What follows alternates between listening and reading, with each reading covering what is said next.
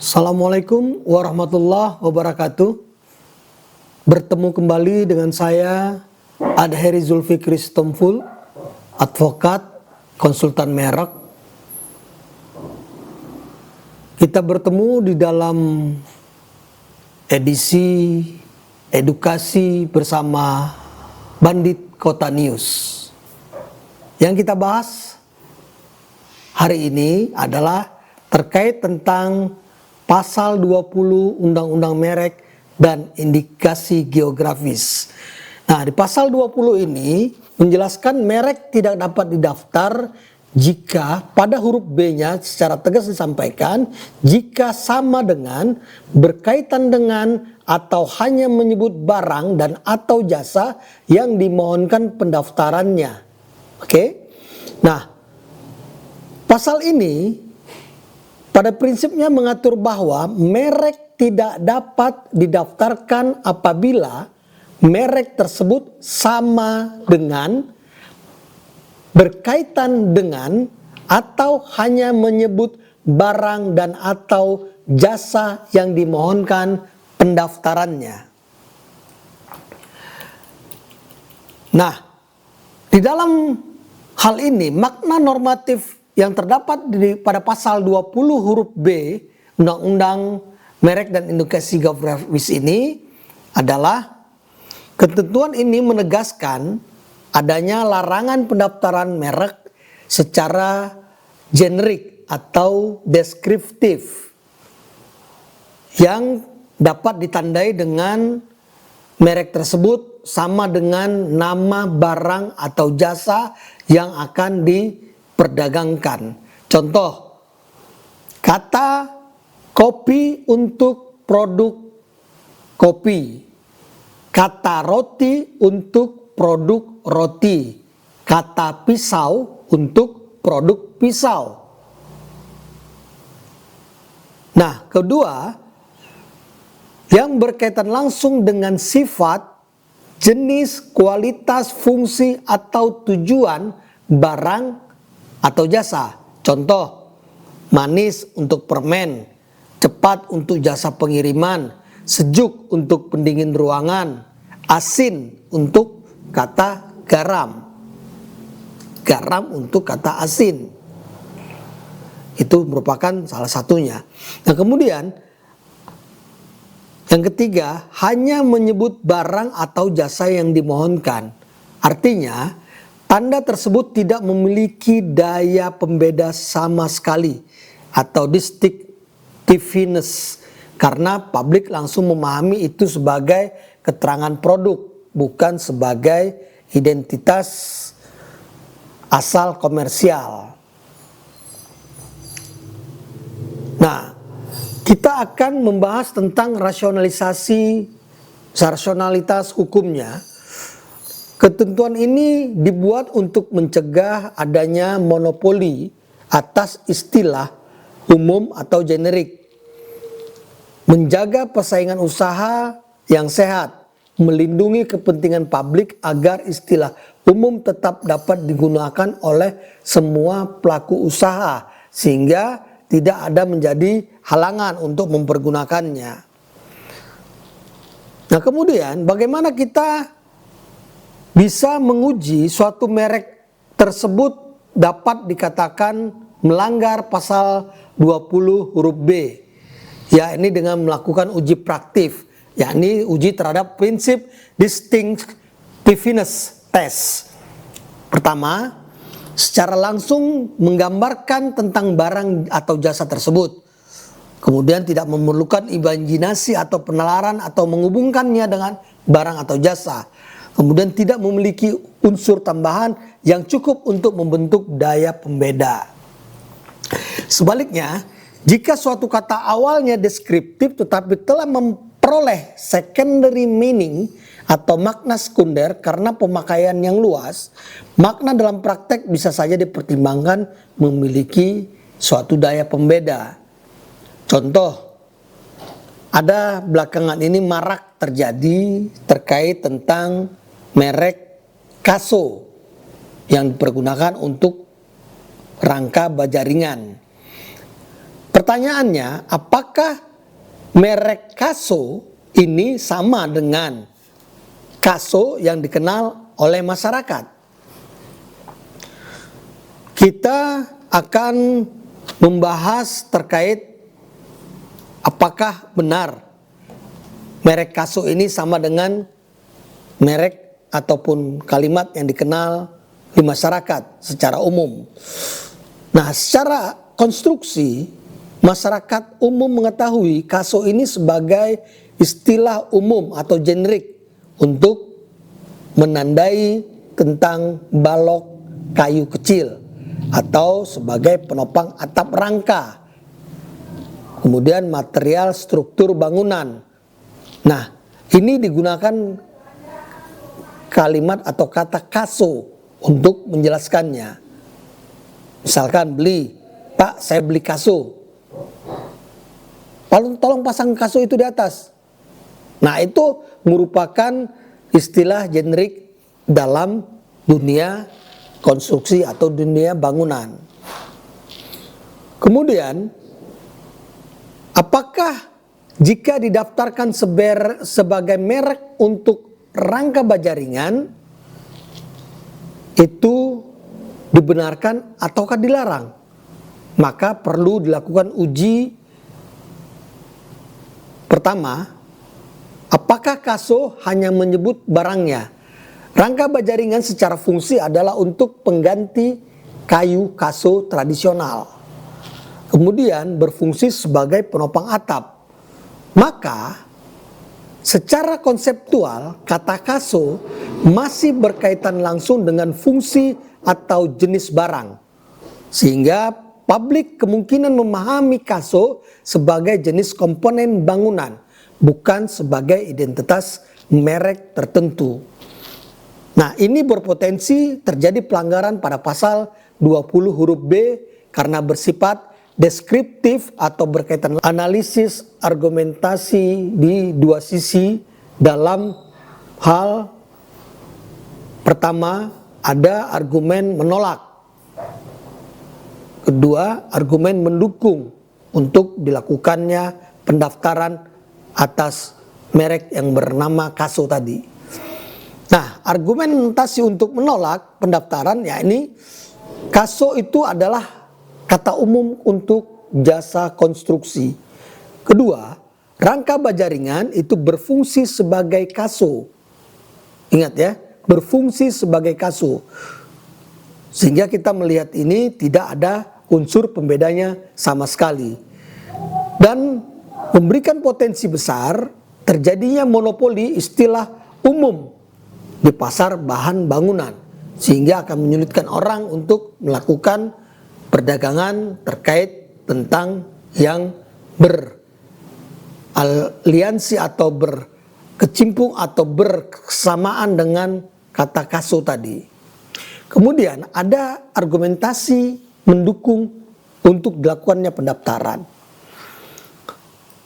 Yang didaftarkan adalah Kaso sebagai tanda, bukan sebagai nama jenis barang. Kemudian rangka baja ringan bukan kayu Kaso secara literal. Nah, jika dikombinasikan dengan logo grafis atau unsur khas, ini bisa menambah daya pembeda. Kalau ada logo grafis atau unsur khas. Kalau tidak, maka tidak ada daya pembedanya. Nah, kemudian jika telah digunakan dalam waktu yang lama, sehingga dikenal luas dan memiliki secondary meaning. Itu argumentatif yang bisa kita temukan. Namun, dari hal tersebut secara profesional dapat disimpulkan dalam suasana normatif dan tekstual, Kaso untuk rangka baja ringan berpotensi ditolak karena berkaitan langsung dengan fungsi barang, sehingga dapat dianggap melanggar pasal 20 huruf B Undang-Undang Merek dan Indikasi Geografis. Namun, Dalam prakteknya, jika ditulis dengan desain khas, kemudian digabungkan unsur tambahan. Jadi di desain dia tulisan ada unsur tambahannya. Tidak merupakan kata saja. Atau telah memperoleh reputasi pasar, maka mungkin untuk dipertahankan. Jika tidak, maka bisa untuk diajukan pembatalannya. Nah, bagi pihak yang mengajukan keberatan ataupun merasa berkeberatan dengan adanya merek Kaso tersebut, maka pasal 20 ini menjadi dasar argumentatif di dalam pengajuan legalitas hukumnya. Dasar hukumnya di pasal 20 ini tadi sudah saya sampaikan. Secara tegas, merek yang berkaitan atau hanya menyebutkan barang dan atau jasa tidak memiliki daya pembeda sama sekali, dilarang untuk dilakukan pendaftarannya atau digunakan namanya sebagai nama merek. Kembali kepada persoalan Kaso tadi, secara fakta umum di masyarakat, istilah Kaso ini memang sudah cukup lama dikenal dalam praktik konstruksi atau bangunan sebagai balok kayu kecil penyangga atap, sebagai elemen struktur bangunan dan merupakan material umum dalam perdagangan bahan bangunan. Nah, dalam konteks konstruksi modern, kayu Kaso tadi diganti dengan rangka baja ringan yang sama fungsinya, yakni sebagai fungsi pengganti kayu Kaso tradisional, kemudian sebagai struktur penopang atap. Dengan demikian, kesimpulannya, kata Kaso ini memiliki hubungan langsung dengan jenis fungsi barang tersebut. Baik, kita analisa secara yuridis. Secara yuridis, kata Kaso merupakan istilah umum di dalam dunia konstruktif. Tidak diciptakan secara arbiter dan tidak memiliki unsur fantasi atau daya imajinatif. Sehingga secara hukum termasuk tanda yang hanya menyebut atau berkaitan langsung dengan barangnya. Kemudian, tidak memiliki daya pembeda. Fungsi utama merek adalah sebagai pembeda asal barang atau jasa. Jika Kaso digunakan untuk rangka baja ringan, maka publik akan memahami sebagai jenis barang, bukan sebagai identitas produsen tertentu. Maka hal ini tidak memenuhi prinsip distinctiveness. Selanjutnya, tentang berpotensi memonopoli istilah umum.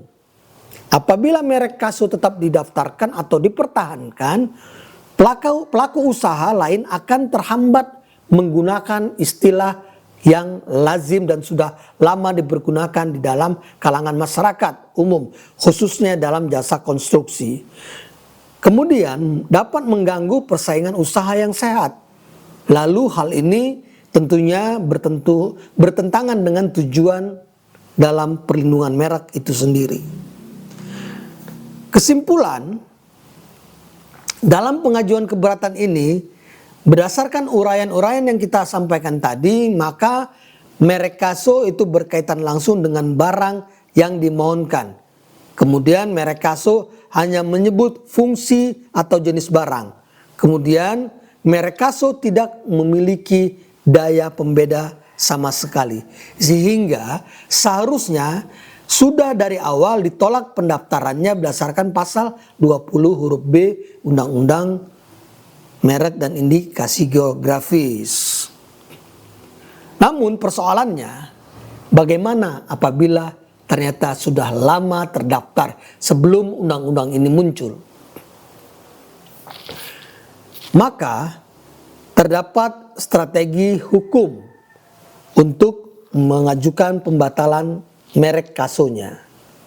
Landasannya adalah pasal 76 Undang-Undang Merek Indikasi Geografis.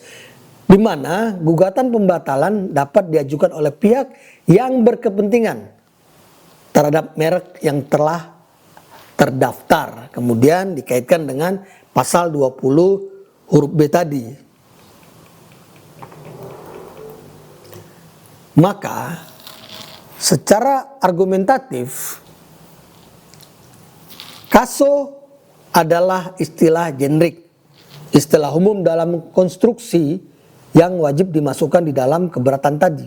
Kemudian disampaikan juga dipahami masyarakat sebagai balok penopang atap yang digunakan luas dalam perdagangan bahan bangunan, sehingga di sini tidak memiliki daya pembeda. Kemudian argumentasi berikutnya, kaso berkaitan langsung dengan barang. Jika digunakan untuk rangka baja ringan, maka jelas sekali rangka baja ringan secara modern adalah sebagai pengganti kayu kaso. Jadi fungsinya jelas identik dengan kaso. Maka kata tersebut hanya menyebut sebagai fungsi atau jenis barang. Selanjutnya, bertentangankah dengan prinsip persaingan sehat? Maka harus diberikan penjelasan terkait adanya monopoli atas istilah umum. Kemudian terhambatnya pelaku usaha lain dalam menggunakan istilah yang lazim digunakan dalam jasa konstruksi, yakni kaso. Nah, kemudian ada beberapa pola persyaratan yang wajib untuk dipenuhi sebelumnya. Pertama, kita harus mengetahui di kelas berapa pendaftarannya, kemungkinan di kelas 6 atau 19. Kemudian, apakah terdaftar dengan kata saja, word mark, lebih mudah kita untuk mengajukan pembatalannya, ataukah ditambah dengan logo. Ini perlu kita uji secara dominan unsur katanya. Kemudian kapan didaftarkannya.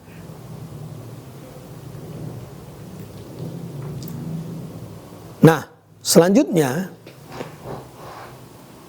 dalam mengidentifikasi, dalam mengajukan gugatan, pastinya kita harus memasukkan tentang para pihak, kewenangan pengadilan untuk mengadili, kemudian kedudukan hukum penggugat, diuraikan fakta-faktanya dan dasar hukum, lalu adanya analisa pelanggaran pasal 20 huruf B. Selanjutnya dalam petitum itu diajukan permohonan, mengabulkan gugatan, menyatakan batal merek kaso, kemudian memerintahkan DJKI untuk mencoret dari daftar umum merek. Selanjutnya menghukum tergugat membayar biaya perkara. Nah, kita berbicara tentang berapa besar sih peluang untuk pembatalan ini. Peluangnya kita menilai sebagai pada saat dia didaftarkan sebagai kata tunggal tanpa unsur pembeda, kemudian untuk barang yang berfungsi sebagai kaso, kayu penopang, maka secara doktrinal peluang pembatalan ini sangat besar. Namun ya, jika sudah lama digunakan, dikenal sebagai merek terkenal yang memiliki reputasi pasar yang bisa dibuktikan keterkenalannya sesuai dengan ketentuan yang berlaku yang diatur oleh undang-undang ataupun peraturan kementerian yang mengaturnya tentang merek terkenal, maka bisa saja tergugat tadi mengajukan dalil secondary meaning untuk bisa mempertahankan bahwasanya sudah benar merek. Sangat menarik ketika kita memasuki uji deskriptif melawan daya pembeda di dalam pasal 20 huruf B Undang-Undang Nomor 20 Tahun 2016 tentang merek dan indikasi geografis ini. Pertanyaan pertama, apakah kaso sama dengan yang dikenal oleh masyarakat?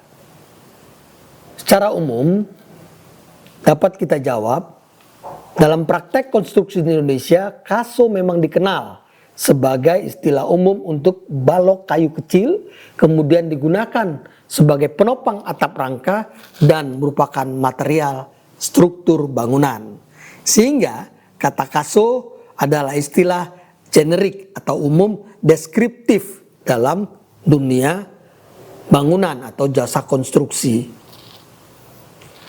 Pertanyaan kedua, jika didaftarkan sebagai merek untuk rangka baja ringan, nah di sini kita perlu uji. Pertama, apakah kaso hanya menyebut barangnya? Sehingga harus dipahami, rangka baja ringan secara fungsi adalah sebagai pengganti kayu kaso tradisional. Kemudian berfungsi juga sebagai penopang atap. Maka secara konseptual, kata kaso masih berkaitan langsung dengan fungsi atau jenis barang. Publik kemungkinan akan memahami kaso sebagai jenis komponen bangunan, bukan sebagai identitas merek tertentu. Itu harus digarisbawahi. Sehingga ini berpotensi melanggar pasal 20 huruf B Undang-Undang Merek Indikasi Geografis tadi karena bersifat deskriptif atau berkaitan langsung dengan barang. Kemudian, tahap berikutnya adalah kita bagaimana menggunakan hukum untuk melakukan uji terhadap hal tersebut.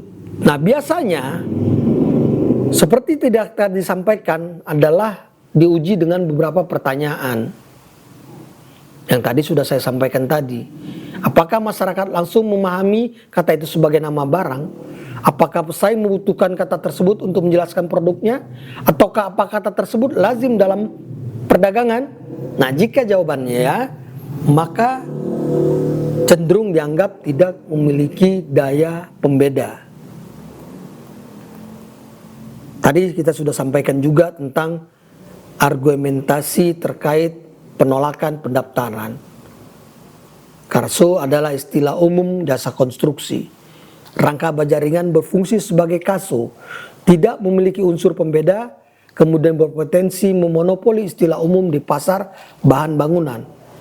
Argumen mendukung pendaftaran yang didaftarkan adalah kaso sebagai tanda, bukan sebagai nama jenis barang.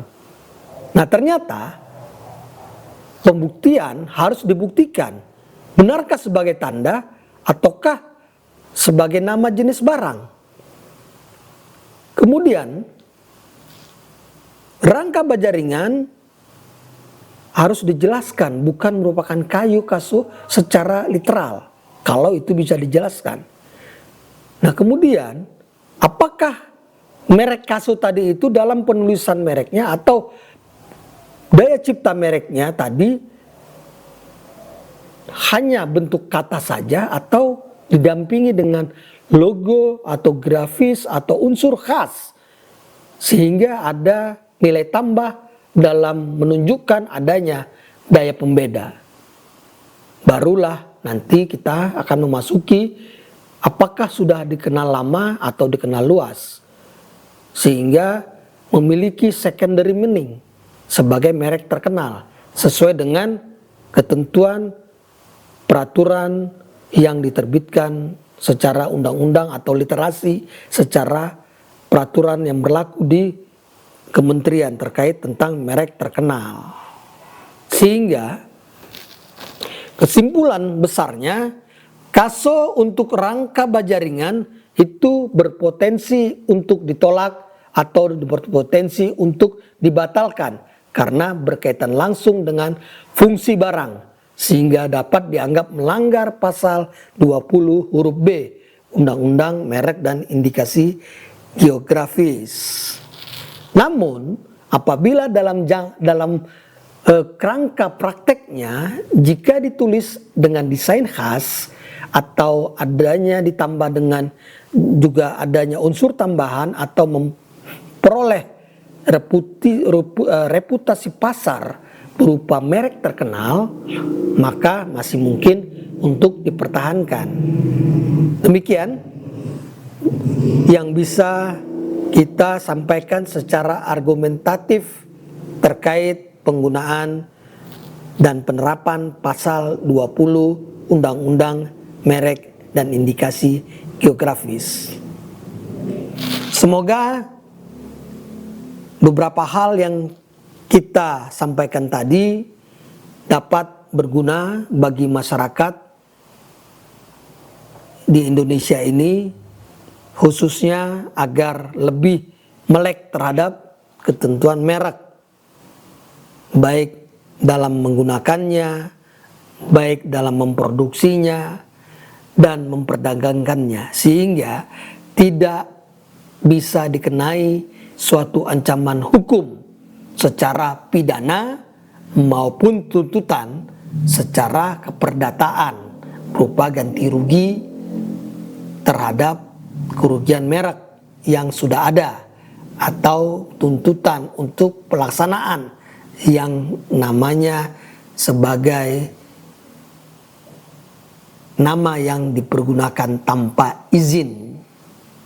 Tetapi kalau dia sudah memiliki izin untuk menggunakannya, maka akan mendapatkan suatu hak tertentu yang akan diberikan jaminan kepada si pemilik merek itu sendiri. Terima kasih, sampai ketemu di waktu yang akan datang. Nasrun minallah wa fathun qarib wa basyiril mu'minin. Wassalamualaikum warahmatullahi wabarakatuh. Dan jangan lupa like, subscribe, and share